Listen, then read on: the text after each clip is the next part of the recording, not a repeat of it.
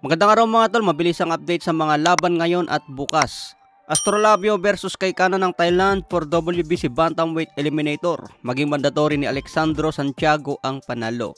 Mamaya na po yan mga tol dahil sa Thailand ang laban.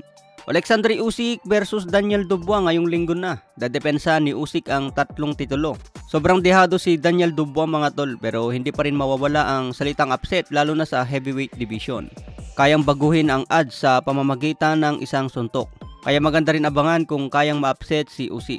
Charlie Suarez may laban din ngayong linggo, undercard ni Efe Ajagba na ipapalabas ng ESPN.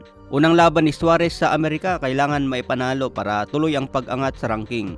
Sa iba pang balita, nagpositive sa gamot itong si Robert Helenius matapos in-knockout ni Joshua na kitaan ng positive substance. Hindi pa malinaw sa ngayon kung ano ang parusang nag-aantay kay Helenius. Matatandaan po natin si Zolani Teteng, banned ng 4 na taon dahil nagpositive sa gamot. Pero yung ibang boksingero na nakikitaan ng substance sa katawan, suspindi lang ang parusa. Kaya matindi ang parusa ni Teteng dahil 4 na taon parang tinanggalan ng karir. Sa iba pang balita, undercard ni Canelo versus Jermell Charlo.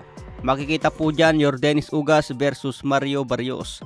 Paglalabanan po dyan ang interim WBC. Kung sino ang panalo dyan, may tsansang papalag kay Terence Crawford. Sayang yung laban ni Turman mga tol, no? Sinubukang ikasa ang laban kay Ugas pero hindi na finalize. Kaya napunta kay Mario Barrios ang oportunidad.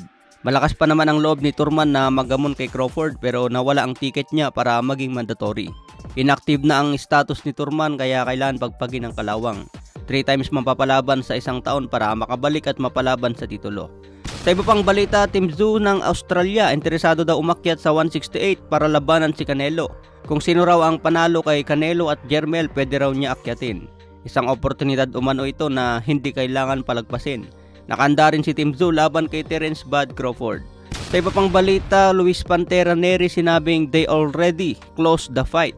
Ibig sabihin ata ni Nery mga tol, kasado na ang laban. Pero questionable sa mga fans kung sino ang kalaban niya. Kung mababasa po natin sa comment section, puro Casimero ang comment. Sino daw ba ang kalaban? Si Casimero na daw ba? Matatandaan na nag-post si Nery na gusto niya makalaban si Casimero bago matapos ang taon. Ngayon naman nag-post na they already closed the fight. Ibig sabihin ba nito ayos ng bakbakan?